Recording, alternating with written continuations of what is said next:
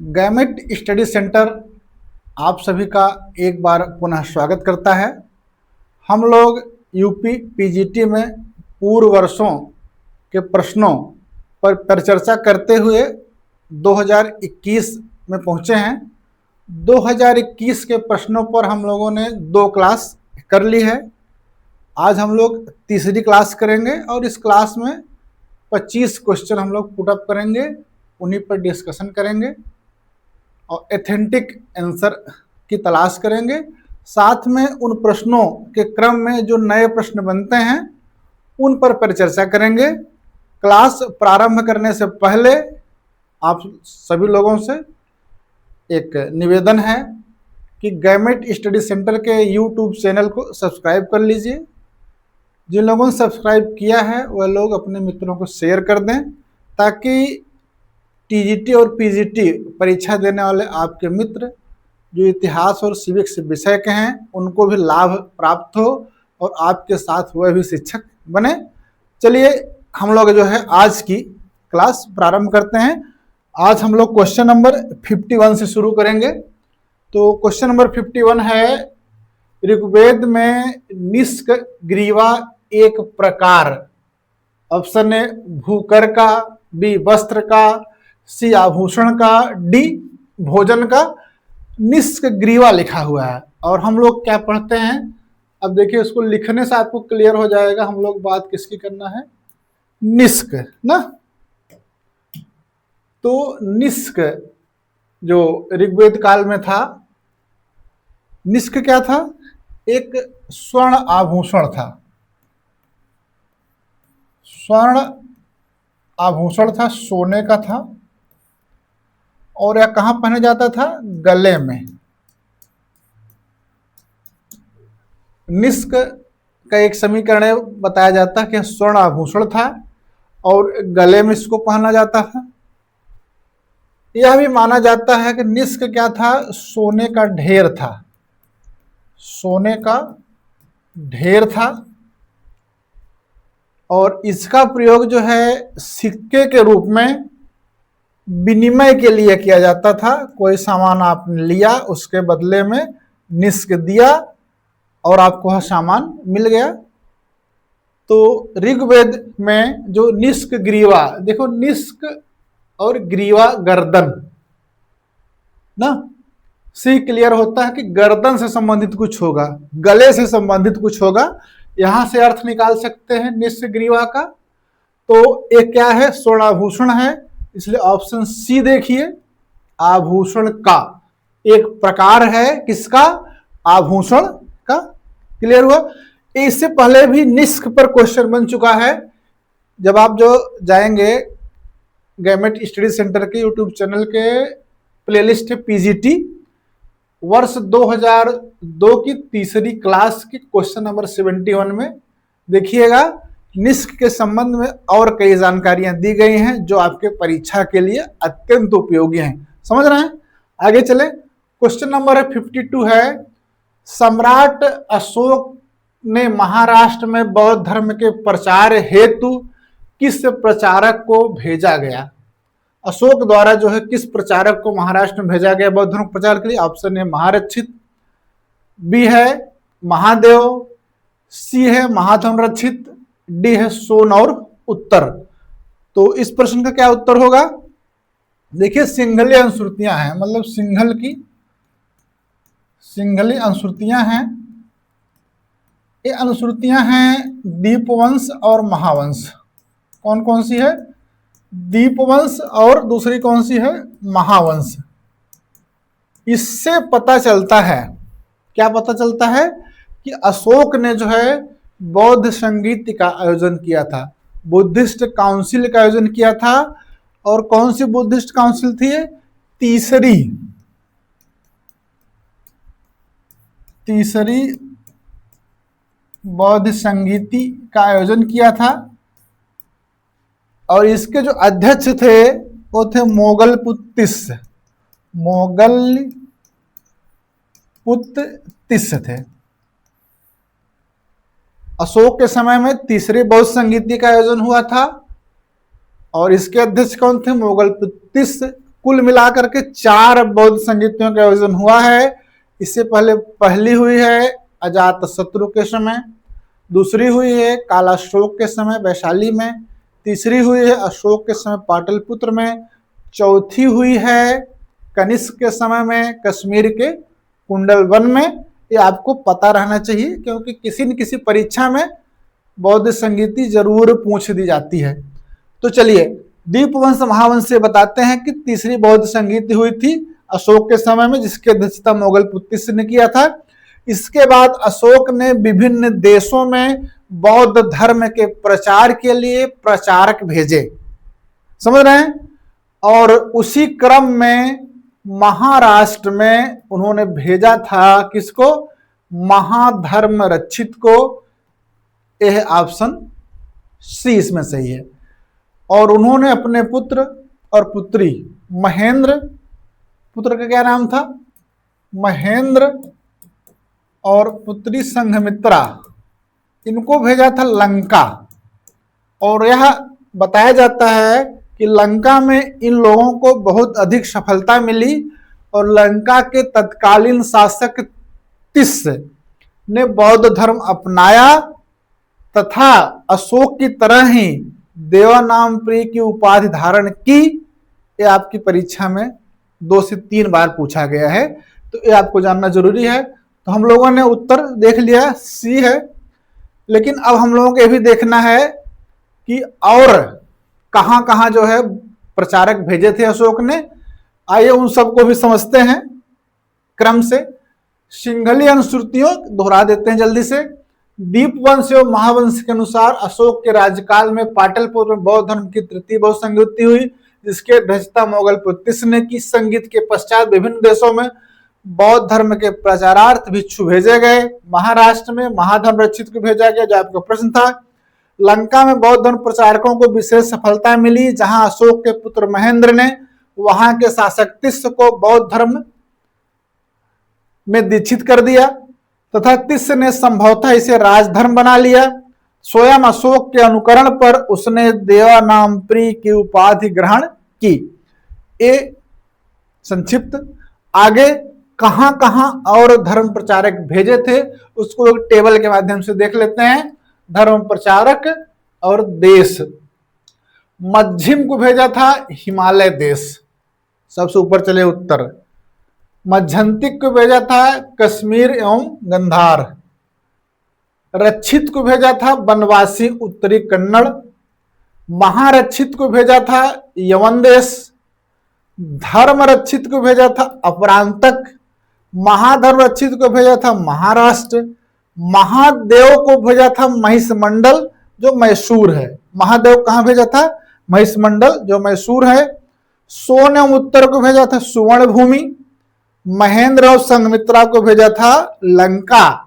अब इसको आप पढ़ लेंगे तो परीक्षा में कहीं भी पूछ लेगा। यहां तो महाराष्ट्र पूछा, किसी भी देश में जहां जहां अशोक के धर्म प्रचारक गए थे, इससे आपको पता चल जाएगा और आप सही उत्तर पर टिक करके आएंगे।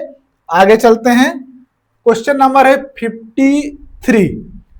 मंगल पांडे किस रेजिमेंट का सिपाही था? ऑप्शन ए 19वीं नेटिव इन्फेंट्री, बी है 25वीं नेटिव इन्फेंट्री, सी है 34वीं नेटिव इन्फेंट्री, डी है 49वीं नेटिव इन्फेंट्री। मंगल पांडे के बारे में पूछ रहा है। 1857 के विद्रोह में मंगल पांडे बैरकपुर में थे। बैरकपुर जो छावनी थी उसमें थे, और वहां पर जो है उन्होंने तारीख पूछता विद्रोह कब किया था? 29 मार्च 1857 में। 29 मार्च 1857 में विद्रोह किया था। समझ गए? किया विद्रोह। उस विद्रोह में उसने क्या किया था? एडुजटेंट जो थे उनके बाघ इनकी कर दी थी हत्या। समझ रहे हैं? और जो सार्जेंट उस समय थे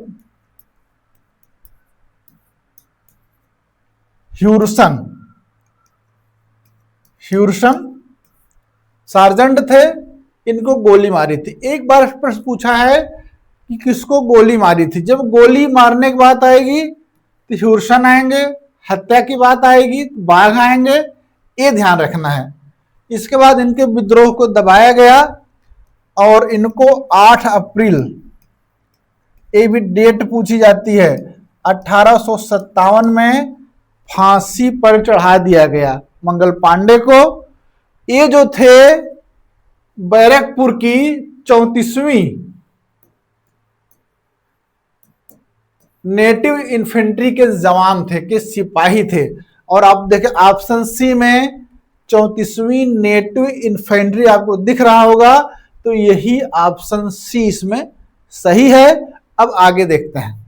आइए, 29 मार्च 1857 ईस्वी को 34वीं नेटिव इन्फेंट्री रेजिमेंट बैरकपुर, जो मुर्शिदाबाद के समीप थी, के मंगल पांडे ने अपने साथियों का विद्रोह के लिए आह्वान किया और इसने एडजुटेंट लेफ्टिनेंट बाघ की हत्या कर दी और मेजर सार्जेंट थे ह्यूरसन को गोली मार दी। मंगल पांडे को 8 अप्रैल 1857 में फांसी पर चढ़ा दिया गया। एक प्रश्न यहां से बनता है, कब विद्रोह किया, एक कब फांसी दिया गया, किस जो है बटालियन के थे, किसको गोली मारी, किसकी हत्या की। अब देखिए 1 2 3 4 5 लाइनें हैं, कम से कम 5 प्रश्न बन रहे हैं। इसको देखे रहेंगे तो 5 में से कोई प्रश्न आएगा, आप निश्चित तौर पर सही कर लेंगे। फिर थोड़ा सा और चीजें देख लेते हैं परीक्षा उपयोगी। 24 अप्रैल 1857 को मेरठ में तैनात देसी घुड़सवार सेना के 99 सिपाहियों ने चर्बी लगे कारतूसों को इस्तेमाल करने से इनकार कर दिया। अब पूछिए मेरठ में कब विद्रोह हुआ? 10 मई 1857 के मेरठ में तैनात पूरी भारतीय सेना ने विद्रोह कर दिया और अपने अधिकारियों पर गोली चलाई। अपने साथियों को मुक्त कराकर वे सिपाही दिल्ली की ओर कूच किए, चल दिए। कानपुर में कब हुआ? 5 जून 1857 में विद्रोह प्रारंभ हुआ। झांसी में कब हुआ? 5 जून 1857 को रानी लक्ष्मीबाई। इसी तरह ग्वालियर छावनी में भी जून में विद्रोह हुए। समझ गए? तो इससे आपको एक क्लियरिटी आई ना, मेरठ में विद्रोह और बैरकपुर में विद्रोह, मंगल पांडे के विद्रोह को लेकर के। आइए हम लोग चलते हैं क्वेश्चन नंबर 54 पर। मुगल काल में इजरा क्या था? राजस्व कृषि की एक व्यवस्था, कर संग्रहण की एक व्यवस्था, व्यापार पर लगने वाला कर, गैर मुस्लिमों पर लगने वाला कर। ये पूछ रहा है इजरा क्या है ना। इजरा भले ना आप लोगों ने सुना हो, लेकिन इजारेदारी सुना होगा। इजारेदारी व्यवस्था या प्रणाली सुनी होगी। इजरा होता क्या है उसको समझा जाए। इजरा जो है एक जो है क्या है? भूमि कृषि की एक व्यवस्था है, राजस्व कृषि की एक व्यवस्था है। राजस्व कृषि की एक व्यवस्था या प्रणाली है। इसमें होता क्या था, जो वास्तविक किसान है, कौन? वास्तविक किसान जब जो है आपदा या आर्थिक तंगी के कारण कृषि करने में सक्षम नहीं होता था, तब जो है खेती ठेके पर, आप समझो किस पर? ठेके पर किसी तीसरे पक्ष को दे दी जाती थी। और जिस पक्ष को दी जाती थी उसको कहते थे राजस्व किसान। क्या कहते थे? राजस्व किसान कहते थे। और सरकार अब ठेके पर राजस्व किसान को खेती दे दी है, तो इसी से राजस्व भी वसूलती थी। इससे होता क्या था कि वास्तविक किसान को कुछ नहीं मिलता था, राजस्व कृषक और सरकार में बट जाया करता था। इससे कृषकों का बहुत अधिक उत्पीड़न हुआ। यह व्यवस्था उत्तर मुगल काल में जहांदार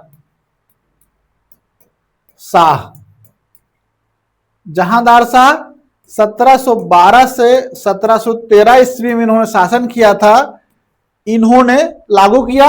इसमें देखिए ऑप्शन ए, राजस्व कृषि की एक व्यवस्था है जिसमें खेती ठेके पर राजस्व किसान, राजस्व कृषक को दे दी जाती थी। क्लियर? आइए इसको और देखते हैं।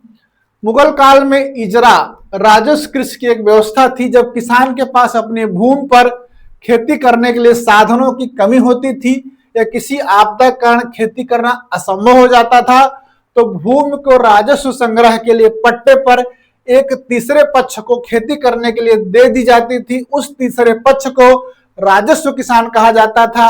इससे किसानों का शोषण बढ़ा। सरकार इसी राजस्व किसान से राजस्व प्राप्त करती थी। राजस्व अधिकारियों या उनके परिवारों को इजरा पर जमीन लेना मना था। जो राजस्व कर्मी थे वो इजरा पर खेती नहीं ले सकते थे क्योंकि इससे पक्षपात होने की संभावना रहती थी। इजरा को बंगाल में जहांदार शाह 1712 से 13 द्वारा बंगाल में भू राजस्व संग्रह के लिए प्रारंभ किया गया। इस प्रणाली से जुड़े जो अनुबंध होते थे, जो कॉन्ट्रैक्ट होता था, उसको कहते थे कौल करार। अगर परीक्षा में पूछे कौल करार क्या है, तो इजारेदारी या इजरा व्यवस्था के अंतर्गत जो किसानों के साथ अनुबंध किया जाता था वही जो है कौल करार है। आगे चलें। प्रश्न है 55, अ वीक विथ महात्मा के लेखक कौन है? Option A Annie Besant, B Louis Fischer, C Devdas Gandhi, D Rajendra Prasad. अब प्रश्न पूछ रहा है अ वीक विथ गांधी, तो गांधी जी के साथ सेवाग्राम आश्रम में एक सप्ताह बिताने के बाद, एक सप्ताह रहने के बाद अमेरिकी पत्रकार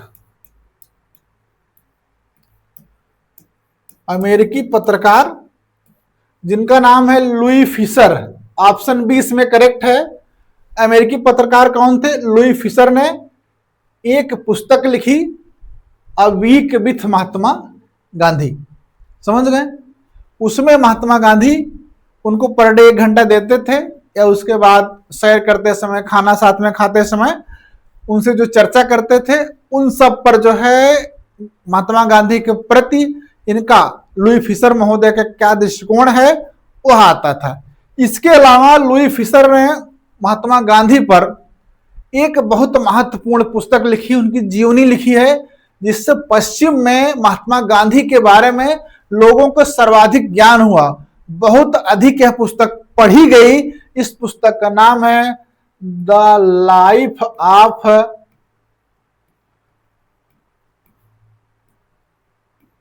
महात्मा Gandhi, the life of Mahatma. समझ में? द लाइफ ऑफ महात्मा, यह महात्मा गांधी की जीवनी है जिसको लुई फिशर ने लिखा है। इस परीक्षा में अब वीक विथ गांधी पूछ लिया, हो सकता है अगली परीक्षा में the life of Mahatma Gandhi पूछ ले। समझ रहे हैं? इसलिए आप तैयार रहिए। आइए और देखते हैं। अमेरिकी पत्रकार लुई फिशर ने गांधी जी के साथ सेवाग्राम आश्रम में एक सप्ताह बिताया। गांधी जी उन्हें प्रतिदिन 1 घंटा देते थे और वे भोजन, सैर आदि अन्य गतिविधियों के दौरान उनसे बात करते थे। इसी सब पर a week with Mahatma Gandhi की रचना लुई फिशर ने की। इस प्रसिद्ध पुस्तक में लुई फिशर ने आश्रम के जीवन, गांधी जी की पसंद नापसंद का बहुत ही मार्मिक तरीके से वर्णन किया है। उन्होंने लिखा है कि गांधी जी की मौजूदगी में उन्हें कभी डर नहीं लगा। गांधी जी के साथ उनका जुड़ाव स्फूर्ति, स्वास्थ्य, आनंद से भरा और सौहार्दपूर्ण था। उन्होंने गांधी जी को एक सुसंस्कृत, सक्षम और हमेशा ताजा और मधुर व्यक्ति पाया। लुई फिशर ने पुस्तक में गांधी जी के व्यक्तित्व के चमत्कारों का वर्णन किया है। लुई फिशर ने the life of Mahatma Gandhi नाम से गांधी जी की जीवनी लिखी, ऑटोबायोग्राफी लिखी। लुई फिशर ने। क्लियर। चलिए हम लोग जो है अगले प्रश्न चलते हैं। प्रश्न संख्या है 56।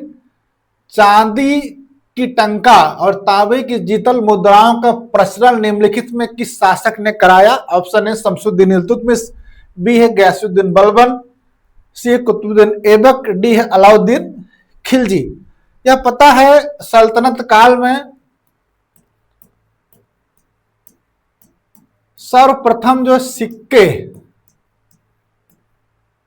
किसने चलाए थे? इल्तुतमिश ने। इल्तुतमिश ने। और ये सिक्के किस पर थे? अरबी परंपरा पर आधारित थे। अरबी परंपरा पर आधारित थे। दो तरह के सिक्के थे, एक था टंका, दूसरा था जीतल। तो टंका किस धातु का बना था? टंका बना था चांदी का, और जीतल बना था तांबे का। तो इसमें चांदी का टंका है, अगर कंफ्यूजन होता रहा है तो चा का पहला अक्षर ले लीजिए और टा लिख दीजिए, चाटा। चाटा से आपको चांदी का टंका याद रहेगा, जीतल तांबे हो गया। और एक सबसे महत्वपूर्ण चीज थी, टंके पर उन्होंने जो सिक्का था, टंका था, उस पर टकसाल का स्थान, टकसाल जिस शहर में था उस स्थान का नाम भी लिखवाया। इससे पहले महमूद गजनवी सिक्का चलवाया था जिसमें महमूदपुर लिखा रहता था, लेकिन वो सिक्का भारत के बाहर से ढालकर कहीं लाया जाता था, समझ रहे हैं। और इस सिक्कों को जहां पर ढलवाते थे उसी शहर का नाम इल्तुतमिश लिखवाते थे। नेल्सन राइट एक विद्वान हैं, इतिहासकार हैं। इन्होंने कहा है कि इल्तुतमिश एक महान मुद्रा विशेषज्ञ था। क्या था? महान मुद्रा विशेषज्ञ था। ये बात कौन कह रहा है? नेल्सन राइट कहते हैं। और मिनहाजुद्दीन सिराज तबकाते नासरी के लेखक इल्तुतमिश को अर्थशास्त्री कहता है। तो अब समझ में आया। तो इसमें ऑप्शन ए है इल्तुतमिश। इससे पहले भी आपकी परीक्षा में प्रश्न पूछा गया है कि टंका और जीतल जो है किसने प्रारंभ किया। इसके लिए आपको क्या करना होगा? पीजीटी प्लेलिस्ट पे जाना पड़ेगा। वर्ष 2005 के दूसरी क्लास के क्वेश्चन नंबर 36 में जाइएगा। उसके साथ में इल्तुतमिश के टंका जीतल तो आप जानेंगे ही। राजधानी परिवर्तन कब किया? 1211 में। लाहौर से दिल्ली लाया। और बहुत सी चीजें हैं जो आपकी परीक्षा के लिए बहुत महत्वपूर्ण हैं, वो इसमें दी गई हैं। आगे चलते हैं।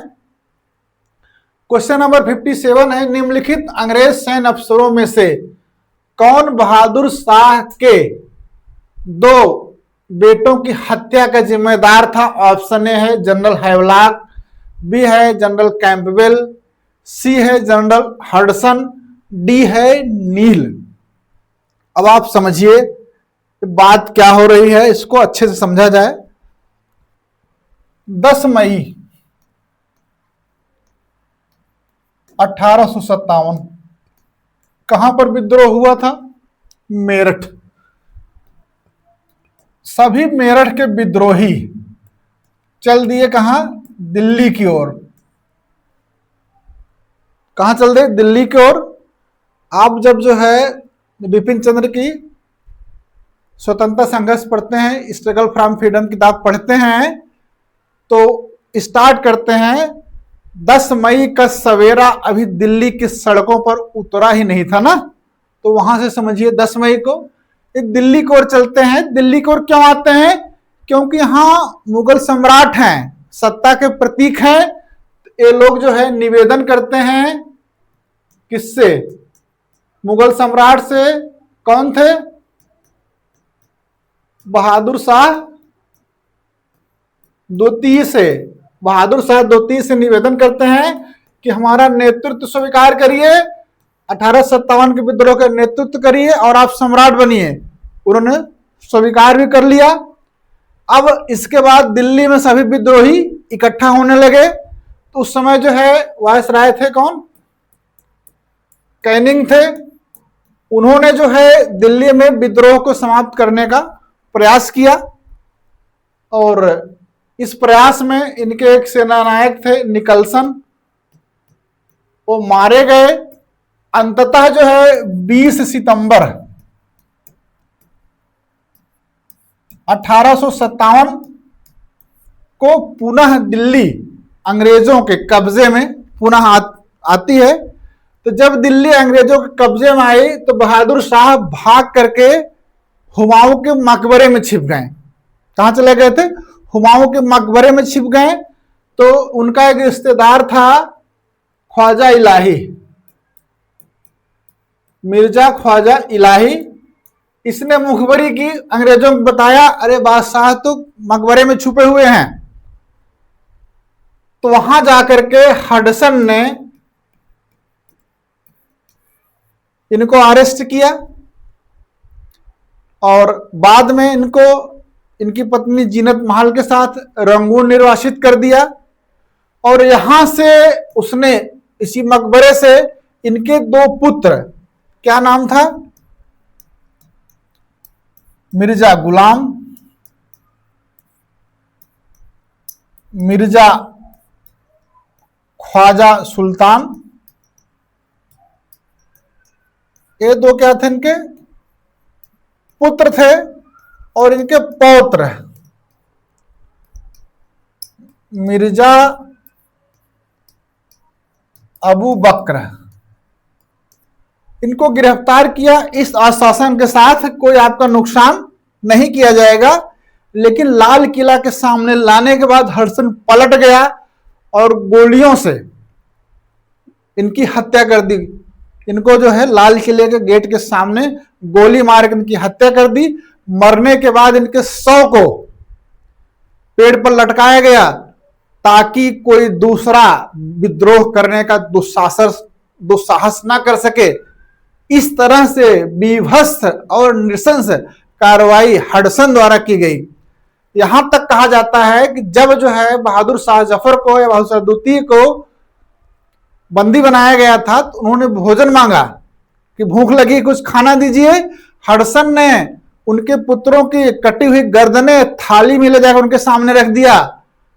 तब बहादुर शाह द्वितीय ने कहा था जब हिंदुस्तान पर संकट आता है तो हिंदुस्तान के बेटे कुर्बानी देते हैं और इसी तरह से अपना सर अपने बाप के सामने प्रस्तुत कर देते हैं। समझ रहे हैं कितना कायराना हरकत अंग्रेजों की थी उस दौरान जब 1857 के विद्रोह को दिल्ली में समाप्त किया जा रहा था। तो किसने किया था? जनरल हडसन ने। अब आइए देखिए, प्रश्न था हत्या का जिम्मेदार कौन है? ऑप्शन सी में देखिए कौन है? हडसन। क्लियर? इसको थोड़ा सा और देखते हैं। दिल्ली में 1857 के विद्रोह का वास्तविक नेता बहादुर शाह द्वितीय का सेनापति जनरल बख्श अथवा खान बहादुर खां था। इसने बरेली में सैनिकों का नेतृत्व करते हुए दिल्ली ले आया। लॉर्ड कैनिंग ने इस विद्रोह को दबाने के लिए शीघ्र ही चारों ओर से नाकेबंदी की योजना बनाई। पंजाब से सेना कहां से बुलाई गई? पंजाब से बुलाई गई। कश्मीर, पटियाला, नाभा और जींद के राजाओं की मदद ली गई। अगर पूछे दिल्ली में विद्रोह समाप्त करने के लिए कहां के राजाओं के, भारतीय राजाओं की मदद ली गई, तो कश्मीर, पटियाला, नाभा और जींद याद रखिएगा। जींद मदद ली। 14 सितंबर 57 को अंग्रेजी सेना ने विद्रोहियों से संघर्ष आरंभ किया। Sir Henry Barnard, brigadier Wilson की संयुक्त सेनाओं ने दिल्ली को घेर लिया। निकलसन ने कश्मीरी गेट पर अधिकार कर नगर में प्रवेश किया। 6 दिन के संघर्ष के बाद 20 सितंबर 1857 को दिल्ली पुनः अंग्रेजों के अधिकार में आ गई। इस संघर्ष में जॉन निकलसन निकल गए, इनकी मृत्यु हुई। दिल्ली में भयंकर नरसंहार हुआ।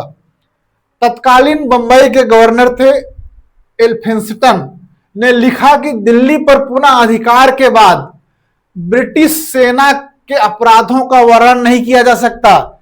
इस समय जो नरसंहार हुआ उसकी भयंकरता नादिर शाह के आक्रमण से भी अधिक थी।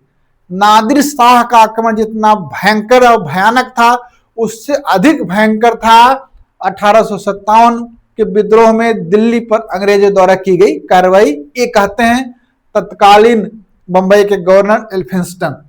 जनरल हडसन ने बहादुर शाह के रिश्तेदार मिर्जा इलाही बख्श की मदद से सम्राट हुमायूं के मकबरे से बंदी बना लिया सम्राट को, और उसे निर्वासित करके उनकी बेगम जीनत महल के साथ रंगून भेज दिया, जहां 7 नवंबर 1862 में उनकी मृत्यु हो गई।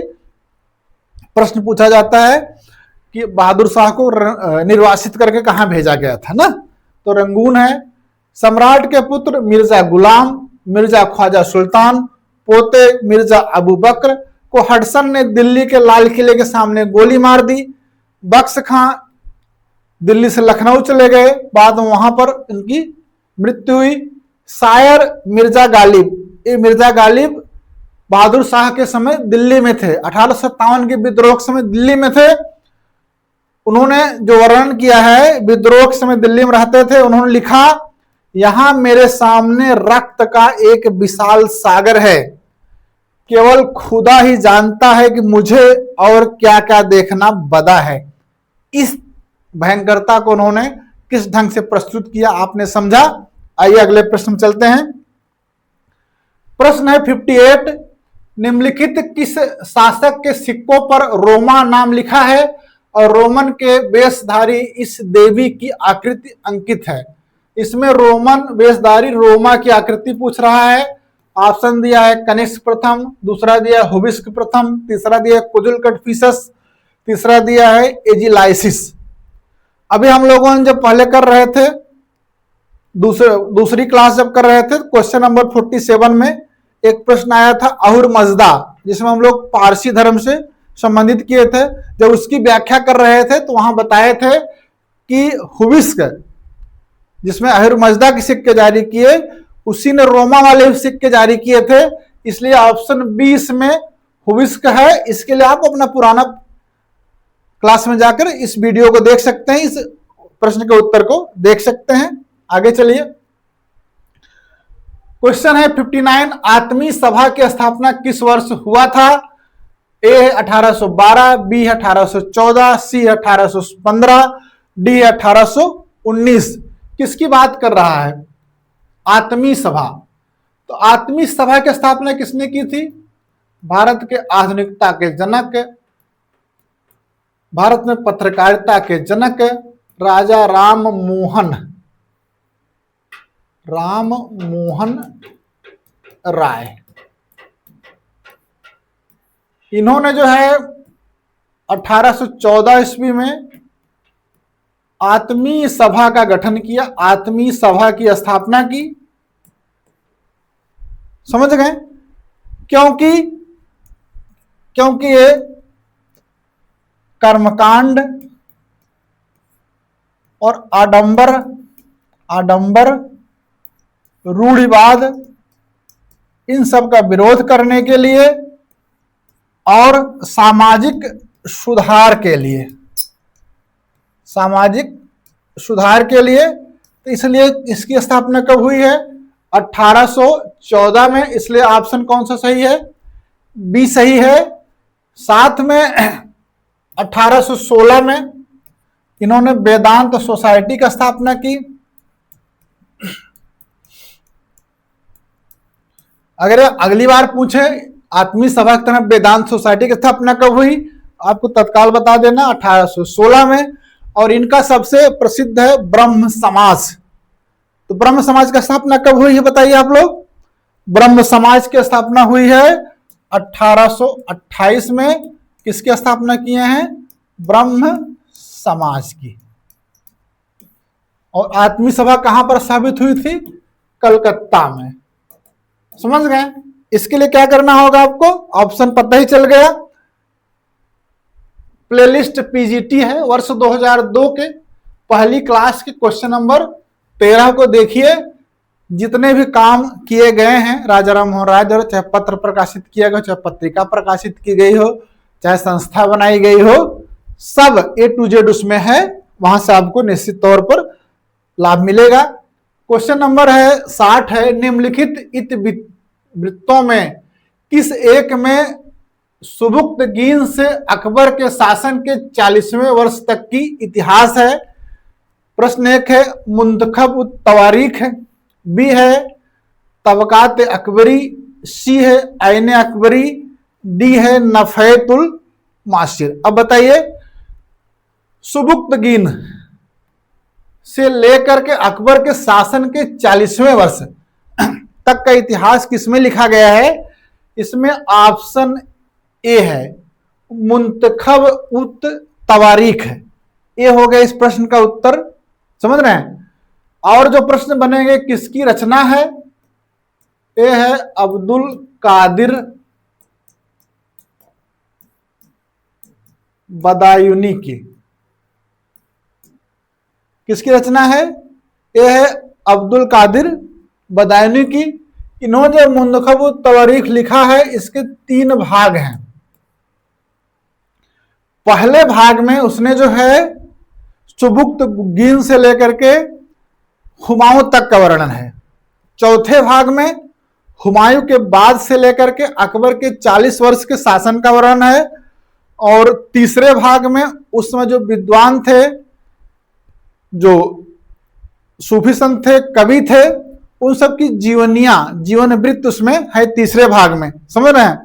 तो और अब्दुल कादिर बदायूनी ने जो है और क्या किया है, आपने देखा होगा रामायण का फारसी में अनुवाद इसी अब्दुल कादिर बदायूनी ने किया था। एक विद्वानों की मंडली था जिसमें बदायूनी भी था। उस मंडली ने क्या किया था, महाभारत का फारसी में अनुवाद किया था। किस नाम से? रज़्मनामा नाम से। और बदायूनी क्या था, अकबर को इस्लाम विरोधी बताता था। और उसने पूरी लिस्ट तैयार की थी कौन कौन से काम हैं जो अकबर ने किए हैं इस्लाम विरोधी। अकबर को कहता था इस्लाम का शत्रु। आप जब जाएंगे वर्ष 2001 की परीक्षा में आपको देखेंगे यह प्रश्न पूछा गया है, किसने जो है अकबर को इस्लाम का शत्रु कहा है? तो बदायूनी ने कहा है, समझ गए। तो इन सब प्रश्नों के उत्तर आपको मिले, ये नए प्रश्न बनेंगे। आइए और चीजें देख लेते हैं। अब्दुल कादिर बदायूनी की जो किताब है मुंतखब तवारीख को हिंदुस्तान का आम इतिहास कहा जाता है। कभी पूछ लेगा हिंदुस्तान का आम इतिहास किस पुस्तक को कहते हैं? ये है जो सुबुक्तगीन के दौर से प्रारंभ होकर अकबर के शासन के 40वें वर्ष समाप्त होती है। मुंतखब तवारीख में 3 खंड हैं। प्रथम खंड में सुबुक्तगीन से लेकर हुमायूं की मृत्यु तक का विवरण है।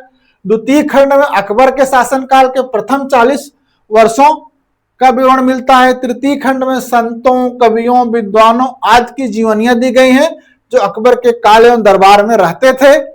बदायूनी ने अकबर के इस्लाम विरोधी कार्यों की एक लंबी सूची तैयार की।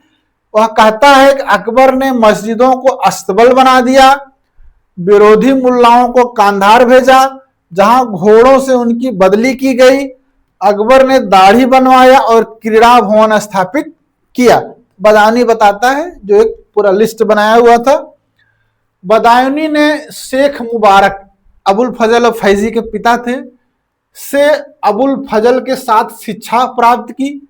वह फारसी, अरबी और संस्कृत का विद्वान जन्मजात कवि था। कादरी उसकी उपाधि थी, उपनाम था। वह हल्दी घाटी के युद्ध में गाजी की उपाधि प्राप्त करने के सम्मिलित हुआ था और इस युद्ध का आंखों देखा विवरण प्रस्तुत करता है। अगला प्रश्न ये बन जाएगा कि कौन सा इतिहास लेखक है जो हल्दी घाटी के युद्ध में किसकी उपाधि लेने के लिए, गाजी की उपाधि लेने के लिए सम्मिलित हुआ था। एक प्रश्न बन सकता है। अगला प्रश्न ये बन सकता है कि किसने जो है हल्दी घाटी के युद्ध का आंखों देखा विवरण प्रस्तुत किया है? बदायूनी दोनों में उत्तर में सही होगा। 1576 में अकबर ने उसे इमाम बना दिया। बदायूं में 1000 बीघा जमीन दी मदद ए मास के रूप में। बदायूं के नाम पर ही बदायूं उसको जमीन दी थी, इसीलिए उसका नाम क्या पड़ गया, बदायूनी कहलाया। एक बार बदायूनी ने अकबर की एक पुस्तक खिरद अफजा, क्या पुस्तक का नाम है, खिरद अफजा, जिसको क्या कहते हैं, सिंहासन बतीसी, खो दी, जिससे बादशाह ने उसके दरबार में आने पर प्रतिबंध लगा दिया।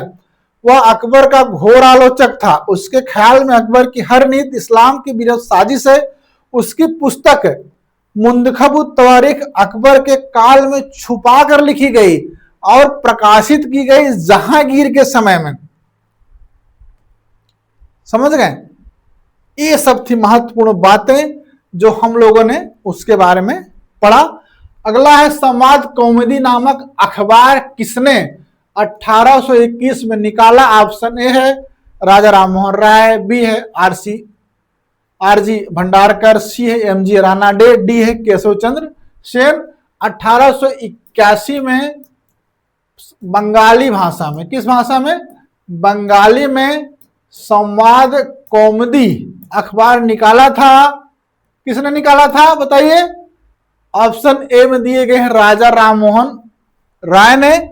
इससे पहले एक बार आपकी परीक्षा में प्रश्न आया है कि सती प्रथा का विरोध किस अखबार के माध्यम से, किस पत्र के माध्यम से राजा राम मोहन राय ने की, तो यही संवाद कौमुदी वह पत्र है जिसके द्वारा उन्होंने सती प्रथा का विरोध किया। और इस विरोध की वजह से 1829 में सती प्रथा निषेध अधिनियम पारित किया गया ना, और सती प्रथा को वर्जित किया गया, उस पर रोक लगाई गई। और जो प्रश्न पहले पूछा गया है उसके लिए क्या करना है, प्लेलिस्ट गवर्नमेंट स्टडी सेंटर की प्लेलिस्ट पीजीटी पर जाइए। वर्ष 2005 की जो पहली क्लास थी क्वेश्चन नंबर 2 पर जाइए, आपको विस्तृत जानकारी मिलेगी, आपका ज्ञान निश्चित तौर पर बढ़ेगा और परीक्षा में आपकी सफलता की संभावना और तीव्र हो जाएगी। चले, क्वेश्चन नंबर है 62। जब भारतीय राष्ट्रीय कांग्रेस की स्थापना हुई तो किसने उसका विरोध किया और बनारस के राजा शिव प्रसाद के साथ उनके काट के लिए, उनके विरोध के लिए आंदोलन संगठित किया? ऑप्शन ए है नवाब अब्दुल लतीफ, बी है आर्यम सयानी, सी है सैयद अहमद खां, डी है तैयब जी बदरुद्दीन। तो बात हो रही जब 1885 में 31 दिसंबर को मुंबई में कांग्रेस की स्थापना हुई, तो उसके अगेंस्ट जो है तैयार किया गया अलीगढ़ आंदोलन के मुखिया को, समझ रहे हैं, और उन्होंने सर सैयद अहमद खां ने बनारस के जो राजा थे शिव प्रसाद, इनके साथ मिलकर एक संगठन खड़ा किया, United patriotic, the United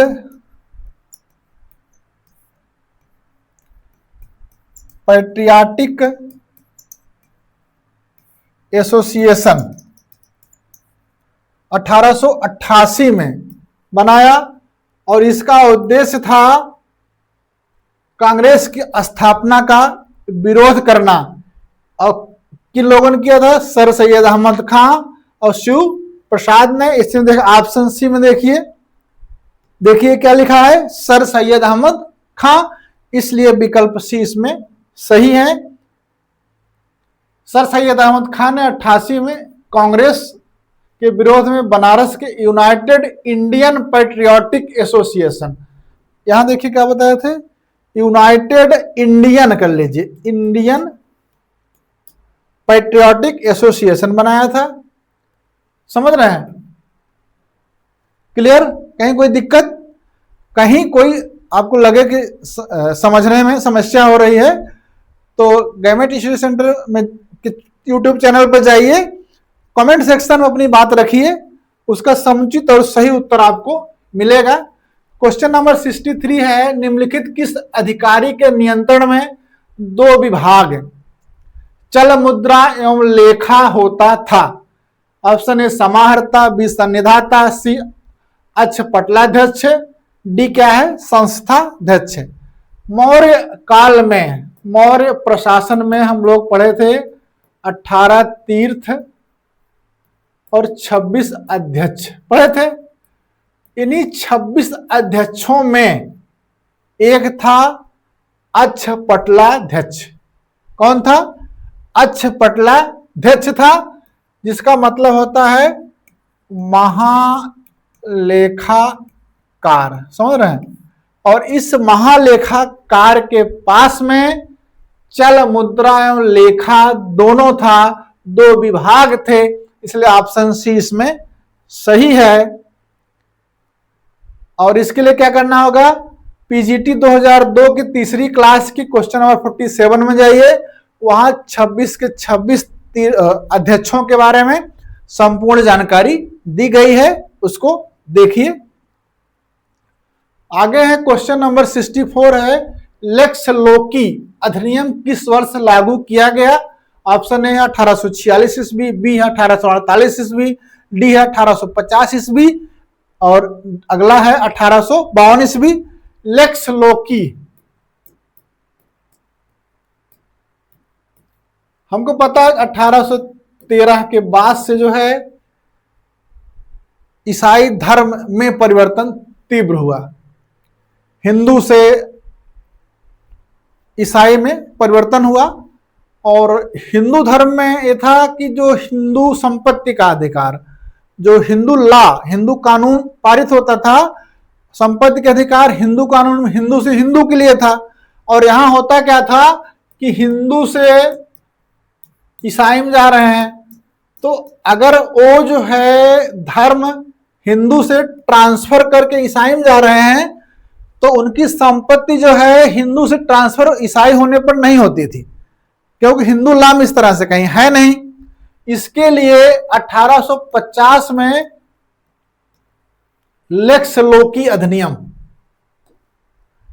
act लाया गया, लेक्स लोकी एक्ट लागू किया गया। इसको कहते हैं धार्मिक निर्योग्यता अधिनियम।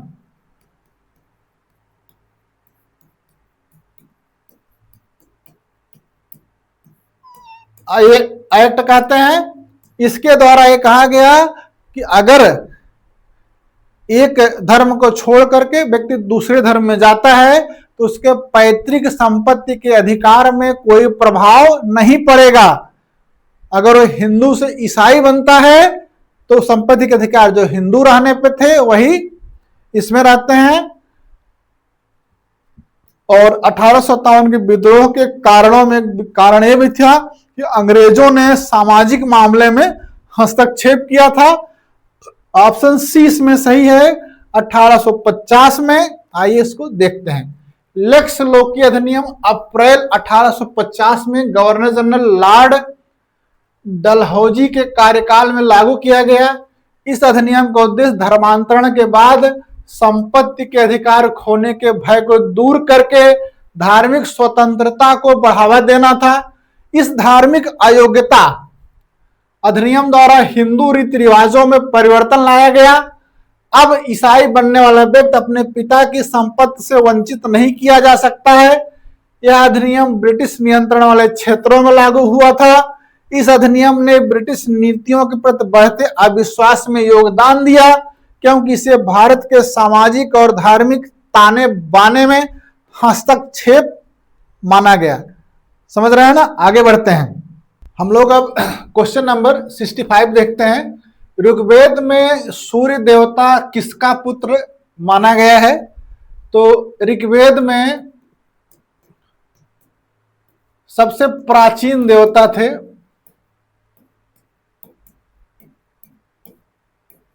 धौंस, आकाश जिनको कहते हैं। इन्हीं को जो है सूर्य भगवान का पिता माना गया है। और अदिति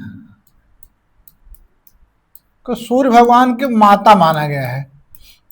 सूर्य भगवान के एक नाम आदित्य है, समझ रहे हैं, और आदित्य नाम अदिति उनकी मां होने के कारण पड़ा। अब देखे ध्वंस दिया है। अब ऑप्शन देखिए, इसमें उषा है, विरुद्ध है, सी उर्वशी है, डी दयुष है। ध्वंस तो कहीं दिख नहीं रहा है, तो ध्वंस का जो बिगड़ा हुआ रूप है दयुष है, समझ गए। तो इसमें ऑप्शन डी सही है, दयुष ध्वंस। और आइए इसको देखते हैं। ध्वंस आकाश या दयुष ऋग्वैदिक कालीन देवताओं में सबसे प्राचीन थे। ये पिता तुल्य माने गए हैं। इनको सूर्य का पिता कहा गया है। अदिति को सूर्य की माता माना गया है, इसलिए सूर्य का एक नाम आदित्य पड़ा। ऋग्वेद में सूर्य को हिरण्यगर्भा कहा गया है, जिसका अर्थ होता है सुनहरा गर्भ, मतलब सोने के गर्भ से पैदा हुए। ऋग्वेद में सूर्य को उरुचछा कहा गया है। क्या कहा गया? उरुचछा, जिसका अर्थ है सूर्य मनुष्य के सभी पाप और पुण्य कर्मों का अवलोकन करता है, उरुचक्ष है उसके, समझ रहे हैं। इसे प्रकाश का स्रोत, सर्वदर्शी और स्पष्ट की संज्ञा दी गई है। ध्वंस या दयुष क्लियर हुआ। आगे चलिए, क्वेश्चन नंबर है 66।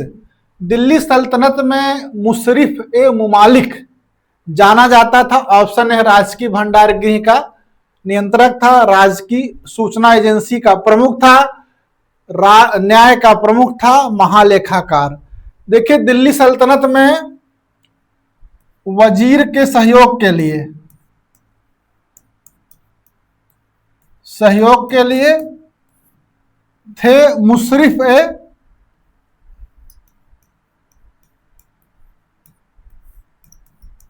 ए मुमालिक। दूसरे थे मुस्तौफी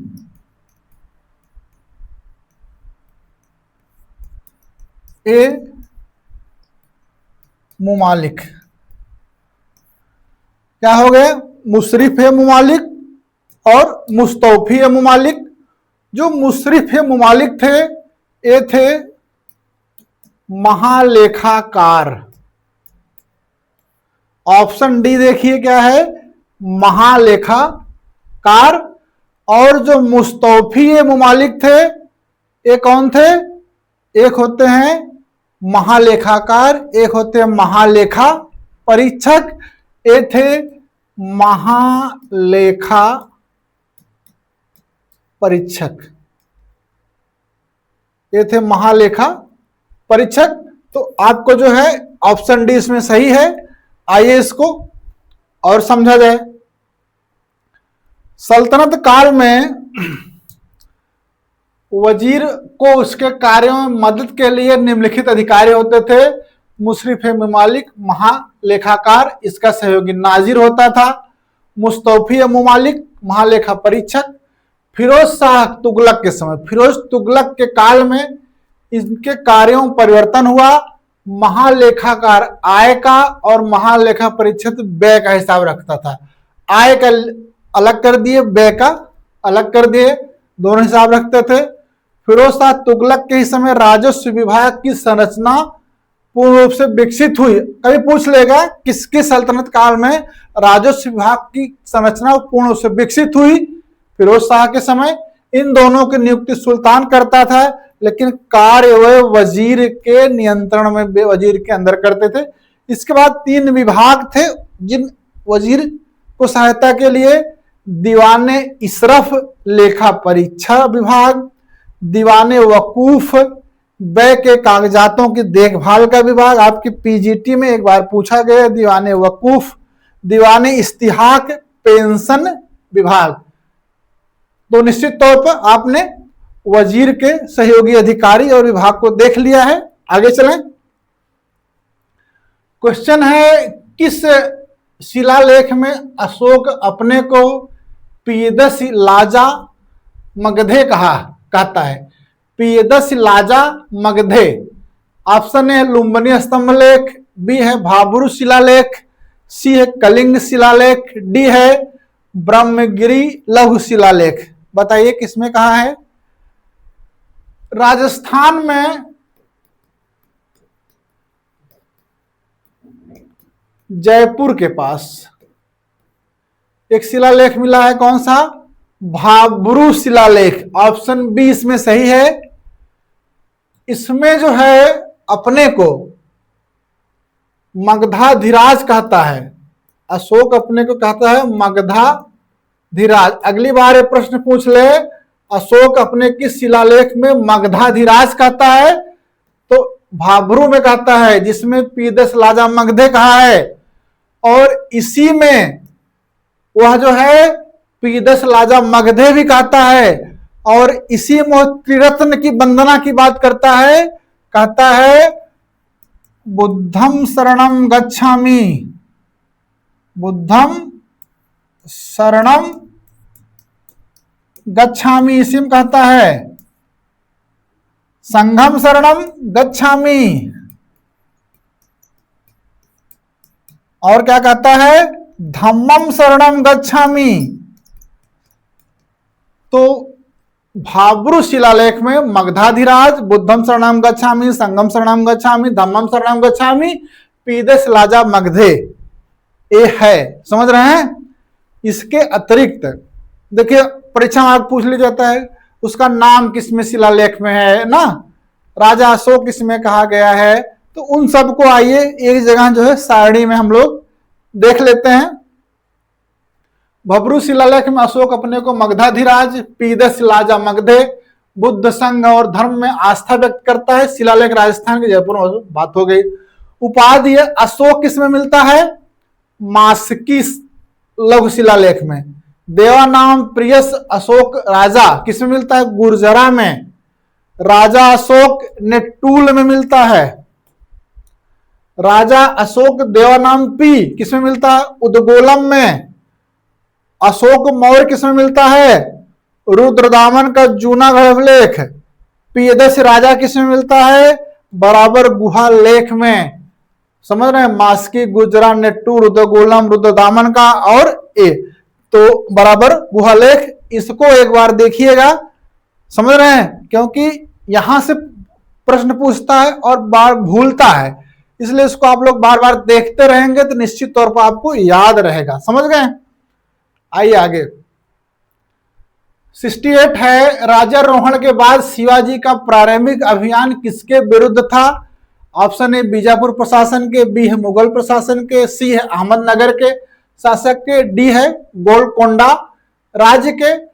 तो 1674 में ना शिवाजी ने रायगढ़ के किले में या रायगढ़ में क्या किया? अपना राज्याभिषेक कराया। पहला राज्याभिषेक करवाया था बनारस के पंडित गंगा भट्ट से। उसके बाद जो है उनकी मां का निधन हो जाता है तो मानते हैं राज्याभिषेक खंडित हो गया। फिर दूसरा करवाया जो है ना निश्चलानंद से करवाया, निश्चल स्वामी से करवाया। उसके बाद क्या किया कि अब राजा बन गया। जब राजा बन गया और राजकोष खाली है, धन की जरूरत है, तो उसने क्या किया? पहले जो है बहादुर खां थे मुगल सेनापति, इन पर आक्रमण किया धन प्राप्त करने के लिए। तो बहुत सारा धन और घोड़े प्राप्त किया। जब इसको प्राप्त हो गया तब उसने बीजापुर के एक किला, पन्हाला का किला, पन्हाला दुर्ग पर आक्रमण करके अपने अधिकार में कर लिया। तो इसका मतलब इसका जो प्रारंभिक अभियान था ऑप्शन ए बीजापुर के प्रशासन के विरुद्ध में था। समझ गए? क्योंकि वहीं पर पन्हाला दुर्ग को उसने जीता है, वहीं पर अपने अभियान में विजय किया। बाद में वो बीजापुर पर जो है नियंत्रण के लिए बहुत प्रयास करता है, कर्नाटक वगैरह पर। आइए देखते हैं। 6 जून 1674 में शिवाजी ने काशी के विद्वान गंगा भट्ट द्वारा अपना राज्याभिषेक रायगढ़ में करवाया। माता जीजाबाई के देहावसान के कारण दूसरी बार राज्याभिषेक 22 सितंबर 1674 को तांत्रिक विधि से कांची के निश्चलापुरी गोस्वामी द्वारा कराया गया, निश्चलपुरी। शिवाजी ने अपने रिक्त खजाने की पूर्ति के उद्देश्य से मुगल सेनापति बहादुर खां के शिविर पर आक्रमण किया और प्रायः 1 करोड़ रुपया तथा 200 अच्छे घोड़े लूटने में सफलता पाई शिवाजी ने।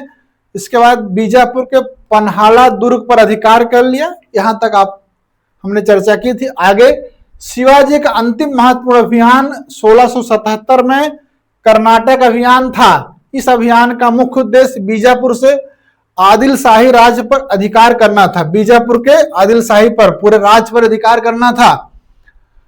इसके लिए उन्होंने गोलकुंडा के 2 ब्राह्मण मंत्रियों मदन्ना और अकन्ना के माध्यम से गोलकुंडा के सुल्तान के साथ गुप्त संधि भी की।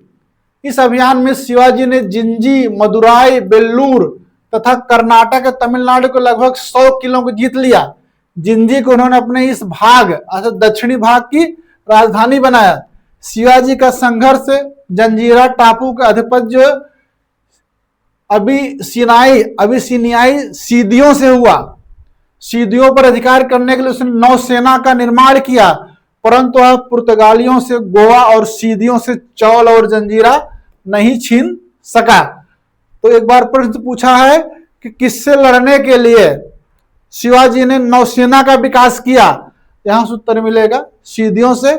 मदन्ना और अकन्ना कहां से संबंधित थे? यहां से उत्तर मिलेगा गोलकुंडा के मंत्री थे। आइए अगले प्रश्न चलते हैं। 69 है, किसके सुझाव पर भारतीयों को साइमन कमीशन से बाहर रखा गया था? Option A Lord Reading, B है लॉर्ड चैम्सफोर्ड, सी है सर जॉन साइमन, डी है लॉर्ड इरविन। हम लोग अभी जो है जब पहली क्लास कर रहे थे उसके क्वेश्चन नंबर 19 में साइमन कमीशन में जो भारत सचिव थे बिरकन हेड किस पार्टी से संबंधित थे, उस प्रश्न की चर्चा में बताए थे कि इरविन के कहने पर जो है ना, लॉर्ड इरविन ऑप्शन डी है के कहने पर साइमन कमीशन में किसी भारतीय को नहीं रखा गया। उसके लिए आपको क्या करना है, प्लेलिस्ट पे जाना है, पहली क्लास में क्वेश्चन नंबर 19 को देखना है, क्लियर हो जाएगा, क्लियरिटी आपको मिल जाएगी। प्रश्न है 70, व्यापारिक चौकियों का उल्लेख सर्वप्रथम किस मध्यकालीन ग्रंथ में मिलता है? ऑप्शन है मिरात सिकंदरी, बी है तबकात नासरी, सी है तारीख फिरोज शाही, डी है फतवाए जहांदारी। बताइए चौकियों का। देखिए व्यापारिक कर प्राप्त करने हेतु चौकियों का उल्लेख सर्वप्रथम किया गया है तबकात नासरी में। ऑप्शन बी इसमें सही है। और तबकात नासरी किसकी रचना है? मिनहाजुद्दीन सिराज की। मिनहाजुद्दीन सिराज की रचना है, जिसकी उपाधि थी जुज्जानी। क्या थी? जिसकी उपाधि जुज्जानी थी। और मिनहाजुद्दीन सिराज जो है, मिनहाजुद्दीन सिराज की रचना थी जुज्जानी। और उसने जो है महमूद गजनवी के समय से लेकर के प्रारंभ में इतिहास लिखा है। दूसरा क्या है कि कवि भी था। और तीसरा इसने अपनी जो पुस्तक है तबकात नासरी अपने आश्रयदाता नसीरुद्दीन महमूद को, किसको? नासिरुद्दीन महमूद को समर्पित की है। आश्रयदाता थे जो शासक थे नसीरुद्दीन महमूद को। ऑप्शन भी सही है। आइए इसको देख लेते हैं। कई महत्वपूर्ण चीजें हैं जो आगामी परीक्षाओं में नए क्वेश्चन के रूप में आपके सामने आ सकती हैं। सर्वप्रथम मिनहाजुद्दीन सिराज ने अपनी पुस्तक तबकात नासरी में व्यापारिक वस्तुओं पर कर प्राप्त करने के लिए स्थापित चौकियों का उल्लेख किया है। तबकात नासरी में गोरी के भारत विजय का प्रत्यक्ष विवरण है। यह पुस्तक 1260 ईस्वी में पूर्ण हुई। इसमें 23 अध्याय हैं। इसका उपनाम जुज्जानी था। युद्ध के समय उपदेश देने का कार्य करता था। 3 बार दिल्ली का काजी बना। मिनहाज एकमात्र इतिहास का जिसने कहा ऐबक ने अपने नाम के सिक्के चलाए और खुतबा पढ़वाया। अभी तक हम लोग ज्यादातर इतिहासकार मानते हैं उसने सिपह सालार और मलिक उपाधियां धारण की और अपने नाम के सिक्के नहीं चलवाए थे, खुतबा भी नहीं पढ़वाया था। एकमात्र इतिहासकार है मिनहाजुद्दीन सिराज जो कहता है कुतुबुद्दीन ऐबक ने अपने नाम से सिक्के भी चलवाए थे और खुतबा भी पढ़वाया था। मिनहाज ने इल्तुतमिश के बारे में क्या कहा कि अर्थशास्त्री नसीरुद्दीन महमूद को दिल्ली सल्तनत का सबसे आदर्श सुल्तान घोषित किया। अगर ये पूछे दिल्ली सल्तनत का आदर्श सुल्तान मिनहाजुद्दीन सिराज ने किसको घोषित किया तो बताना होगा उसके आश्रयदाता नसीरुद्दीन महमूद। मिनहाज ने अपनी पुस्तक अपने आश्रयदाता नसीरुद्दीन महमूद को समर्पित किया। एक है रेबर्टी, इन्होंने तबकाते नासरी का अंग्रेजी में अनुवाद किया है। ये तथ्य भी आपको पता रहे। चलें आगे क्वेश्चन देखें। क्वेश्चन नंबर है 71 है जग्गय पेट शिल्प का संबंध है। ऑप्शन ए जैन से, बी शैव से, सी बौद्ध से, डी आजीवक से। जग्गय पेट जो है, जग या पेट, ये है बौद्ध स्तूप है, समझ रहे हैं। और ये बौद्ध स्तूप कहां पर है? आंध्र प्रदेश के कृष्णा जिले में, आंध्र प्रदेश के कृष्णा जिले में है, कृष्णा जिले में है। और ये सातवाहनों के काल में बनवाया गया है। तो अब जब बौद्ध स्तूप है तो इसका संबंध किससे है? बौद्ध धर्म से है, इसलिए ऑप्शन सी इसमें सही होगा। आइए देखते हैं। जग्गय पेट शिल्प का संबंध बौद्ध धर्म से है, आंध्र कृष्णा जिले में बुद्ध स्तूप है। इसे धानम बोर्ड कहते हैं, वहां के स्थानीय नाम इसका धानम बोर्ड है। सातवाहन काल में बेलागिरी के रूप में जाना जाने वाला जग्गय पेट स्तूप भिक्षुओं के लिए एक महत्वपूर्ण प्रतिष्ठान था।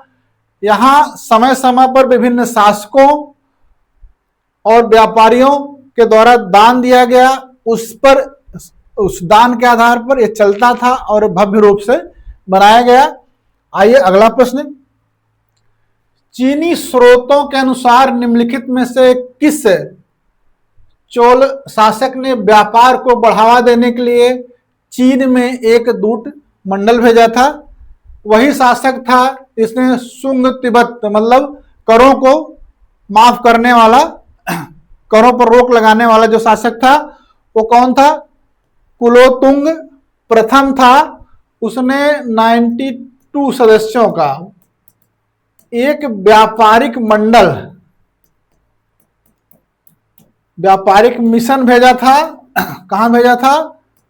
चीन भेजा था, ताकि तमिल व्यापार को बढ़ाने में, तमिल व्यापार में वृद्धि की जाए, उसके लिए सहूलियतें प्राप्त की जाए।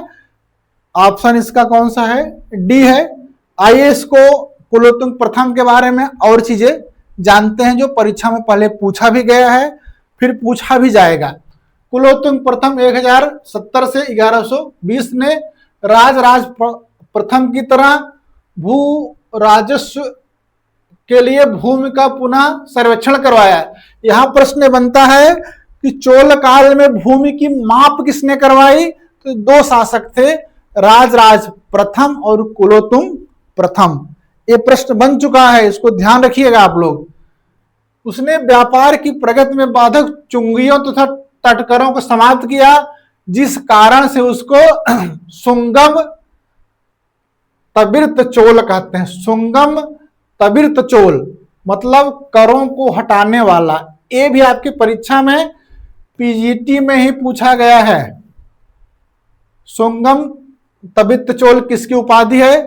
कुलोतुंग प्रथम द्वारा जारी स्वर्ण सिक्कों में उसकी कुछ उपाधियां दी हैं। कटे कोंड चोलन, मलेनाडु कोंड चोलन उसकी उपाधि है। चीनी ऐतिहासिक स्रोतों के अनुसार 1077 ईस्वी में कुलोतुंग ने 92 सदस्यों का एक दूत मंडल चीन भेजा, जो एक व्यापारिक शिष्टमंडल था। जिसे तमिल व्यापार के लिए चीन से अधिक सुविधाएं प्राप्त करने के लिए भेजा गया था। यही था आपका ना प्रश्न। इस प्रश्न का उत्तर यहां से निकलेगा। समझ गए? आगे चलें। क्वेश्चन है 73 है, निम्नलिखित में से किसने भारतीय राष्ट्रीय कांग्रेस को सुरक्षा कपाट सिद्धांत कहा? बिपिन चंद्र पाल, लाला लाजपत राय, बाल गंगाधर तिलक, महात्मा गांधी। सुरक्षा कपाट, सुरक्षा कपाट का मतलब होता है सेफ्टी वाल्व। सेफ्टी वाल्व क्या होता है? आप सब लोगों के घरों में कुकर का प्रयोग होता होगा। कुकर में देखिए हैंडल के नीचे में एक वाल्व लगा होता है, उसको कहते हैं सेफ्टी वाल्व। जब जो है सीटी से गैस नहीं निकलती है, तब आकस्मिक परिस्थितियों में बहुत अधिक गैस हो जाने पर सेफ्टी वाल्व से गैस निकल जाती है और उससे क्या होता है, कुकर फटने से बच जाता है। तो यही है कहने का मतलब भारतीय राष्ट्रीय कांग्रेस को सेफ्टी वाल्व, सेफ्टी वाल्व भारतीय राष्ट्रीय कांग्रेस की तुलना कैसे की गई है?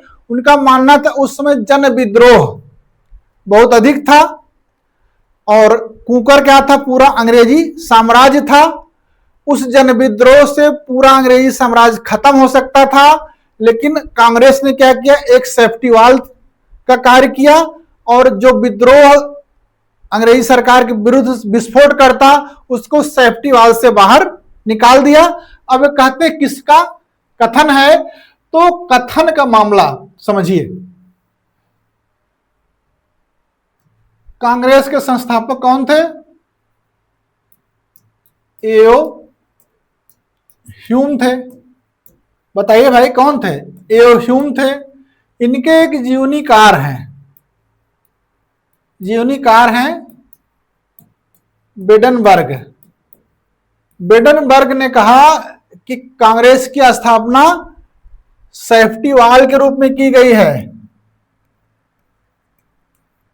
ये बात कही थी किसने? बेडनबर्ग ने।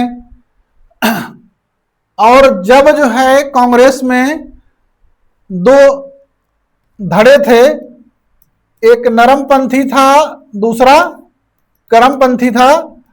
तो गरमपंथी धड़ा, इनके जो तरीके थे, पत्र देना, मांग करना, अनुनय विनय, इन सब की जब आलोचना करते हैं तो इसी सेफ्टी वाल सिद्धांत के आधार पर करते हैं और कहते हैं कि कांग्रेस जो है अंग्रेजी राज को सहायता कर रही है और जन आक्रोश को बाईपास कर रही है। समझ रहे हैं? तो इसी आलोचकों में तो एक थे लाला लाजपत राय। लाला लाजपत राय, इन्होंने अपने पुस्तक यंग इंडिया में 1916 में इसी सेफ्टी वाल को आधार बना करके कहा कि कांग्रेस जो है डफरिन के दिमाग की उपज है। उस समय वायसराय थे, तो कांग्रेस किसके दिमाग की उपज है? डफरिन की। यह बात कहा था लाला लाजपत राय ने, कहा था कि कांग्रेस डफरिन के दिमाग की उपज है। कांग्रेस क्या है? डफरिन के दिमाग की उपज है और इसको आधार बनाया था सेफ्टी वाल को। तब ये बात कही थी। सेफ्टी वाल का जो सिद्धांत है ये बेडनबर्ग ने दिया था, लेकिन इस सेफ्टी वाल के आधार पर कांग्रेस का विरोध किया था और बताया था दिमाग की उपज है। इसलिए इस ऑप्शन जो दिया गया प्रश्न में, ऑप्शन बी सबसे अधिक करेक्ट है। लेकिन अगर बेडनबर्ग आता है तो पहले बेडनबर्ग को मानना है ऑप्शन में। समझ रहे हैं? नहीं है तब। अब एक प्रश्न है कि कांग्रेस की स्थापना चलो मान लो लेते हैं कि अंग्रेजों ने जो है सेफ्टी वाल के रूप में करवाया, तो यह भी तो हो सकता है कि जब कांग्रेस एक संगठन खड़ा करना चाह रहा था तो उस संगठन में किसी अंग्रेज को सम्मिलित किया गया उसके जन्मदाता के रूप में, ताकि जो अंग्रेज का प्रहार हो संगठन को खत्म करने में, उसको संरक्षक बनाया जा सके। इसलिए कहा जाता है प्रारंभिक कांग्रेसियों ने ह्यूम का उपयोग एक तड़ित चालक के रूप में किया, जिसके द्वारा उन्होंने कांग्रेस संगठन के ऊपर होने वाले वज्रपात को नीचे गिरा दिया। तड़ित चालक क्या होता है? जो बड़े बड़े भवन होते हैं वहां तांबे के तार से लगाया जाता है, अगर उस पर बिजली गिरती है तो नीचे जमीन में आ जाती है। तो यदि जो है अंग्रेज कांग्रेस को सेफ्टी वाल के रूप में प्रयोग करना चाहते थे, लेकिन प्रारंभ में कांग्रेसियों ने ह्यूम का प्रयोग एक तड़ित चालक के रूप में किया, एक लाइटिंग कंडक्टर के रूप में किया, और कांग्रेस पर गिरने वाली बिजली से कांग्रेस को बचा लिया। ऑप्शन बी सही है। आइए और देखते हैं। ह्यूम के जीवनीकार विलियम बेडनवर्ग ने लिखा, भारत में असंतोष की बढ़ती हुई शक्तियों से बचने के लिए एक अभय दीप, सेफ्टी वाल का हिंदी है, आवश्यकता है, और कांग्रेस आंदोलन से बढ़कर अभय दीप कोई और चीज नहीं है। लाला लाजपत राय ने अपनी पुस्तक यंग इंडिया में 1916 में प्रकाशित लेख में सुरक्षा वाल की परिकल्पना का प्रयोग कांग्रेस के नरमपंथी पक्ष पर प्रहार करने के लिए किया और कहा, कांग्रेस लॉर्ड डफरिन के दिमाग की उपज है। डब्ल्यू.सी. बनर्जी के अनुसार कांग्रेस वास्तव में डफरिन की देन है। डब्ल्यू.सी. बनर्जी 1885 में पहले अध्यक्ष बने थे। इसके बावजूद कांग्रेस के प्रारंभिक नेताओं ने ह्यूम का उपयोग विद्युत प्रतिरोधक लाइटिंग कंडक्टर के रूप में करने की योजना बनाई, क्योंकि आरंभ में वह सरकार के कोपभाजन से बचना चाहती थी। संगठन को तड़ित चालक के रूप में प्रयोग किया। समझ गए? आइए आगे क्वेश्चन नंबर है 74। भीमबेटका में किस काल से पाषाण चित्रों का बनना प्रारंभ हुआ? ऑप्शन ए है मध्य पाषाण काल से, बी है मध्य पुरा पाषाण काल से, सी है ताम पाषाण काल से, डी है नव पाषाण काल। भीमबेटका कहाँ है? मध्य प्रदेश में ना, रायसेन डिस्ट्रिक्ट में है। यहां पर जो है उच्चपुरा पाषाण काल से चित्र मिलने प्रारंभ हुए, उसके बाद मध्य के मिले हैं, मध्य पाषाण काल के। अब इस देखिए ऑप्शन में उच्चपुरा पाषाण नहीं है, मध्यपुरा है, तो उच्चपुरा नहीं है, तो उसके बाद कहां मिलते हैं? मध्य पाषाण काल में। इसलिए ऑप्शन ए मध्य पाषाण काल इसमें सही होगा। आइए देखते हैं। मध्य प्रदेश के रायसेन जिले में भीमबेटका के शिलाश्रयों गुफाओं में उच्च पुरा पाषाण काल व मध्य पुरा पाषाण काल से चित्रों के बनने के प्रमाण प्राप्त होते हैं। मध्य पाषाणिक चित्रों में लोगों को शिकार करते हुए विषय क्या था? खाद्य सामग्री एकत्र करते हुए, मछली पकड़ते हुए कुछ पशुओं को दर्शाया गया है। चित्रकारी में लाल, हरा, काला, सफेद रंग का प्रयोग किया जाता था। ये रंग खनिजों से तैयार किए जाते थे। समझ गए? तो ये था इसका उत्तर। ऐतिहासिक काल में भी यहाँ चित्र मिले हैं। अब प्रश्न है 75 है, इब्न बतूता किस क्षेत्र से भारत आया था? ऑप्शन ए है पूर्वी अफ्रीका से, बी है पश्चिमी अफ्रीका से, सी है उत्तरी अफ्रीका से, डी है दक्षिणी अफ्रीका से। क्वेश्चन इतिहास में आ गया भूगोल का ना, भूगोल की थोड़ी जानकारी होगी। इब्न बतूता कब आया था? 1333 ईस्वी में। 1333 ईस्वी में किसका शासन था? मोहम्मद बिन तुगलक का था। एमबीटी के शासन काल में आया था। ये कहाँ का मूल निवासी था? कहाँ का था? मोरक्को का। और जब आप नक्शे में देखेंगे, दक्षिण अफ्रीका के महाद्वीप के नक्शे में देखेंगे तो मोरक्को पड़ता है उत्तरी अफ्रीका में। समझ गए? तो इसमें देखिए ऑप्शन सी क्या है? उत्तरी अफ्रीका दिया हुआ है, ये आता है। ठीक, कहां पर? मोरक्को से, एमबीटी के शासनकाल में। और 1342 में मोहम्मद बिन तुगलक इसको राजदूत बना करके चीन भी भेजते हैं। समझ रहे हैं? और ये जो है एक पुस्तक लिखते हैं रेहला, इनकी प्रसिद्ध पुस्तक है। क्या नाम इसका? रेहला है। और ऑप्शन सी इसमें सही है। इससे पहले भी इब्न बतूता पर कई बार प्रश्न पूछे गए हैं, और इब्न बतूता के बारे में और जानना है तो गवर्नमेंट स्टडी सेंटर के प्लेलिस्ट पीजीटी पर जाइए। प्रश्न संख्या वर्ष 2004 के पीजीटी में दूसरी क्लास के क्वेश्चन नंबर 39 में जाइए तो और जानकारी आपको मिलेगी। इस तरह से हम लोगों ने आज पीजीटी परीक्षा 2021 में तीसरी क्लास खत्म किए हैं। निश्चित तौर पर आप इस क्लास से आपकी जानकारी बढ़ी होगी, तो आपको क्या करना है, अपना फीडबैक देना है। किसके माध्यम से? लाइक और कमेंट के माध्यम से अपना फीडबैक दीजिए और लगातार रिवीजन करते रहिए, पुराने प्रश्नों का अभ्यास करते रहिए। सफलता आपको 100% मिलेगी, इसमें कोई दो राय नहीं है। आप सब लोगों ने पूरी क्लास में बने रहें और पूरा धैर्य बनाए रहें। आप लोगों को बहुत बहुत धन्यवाद।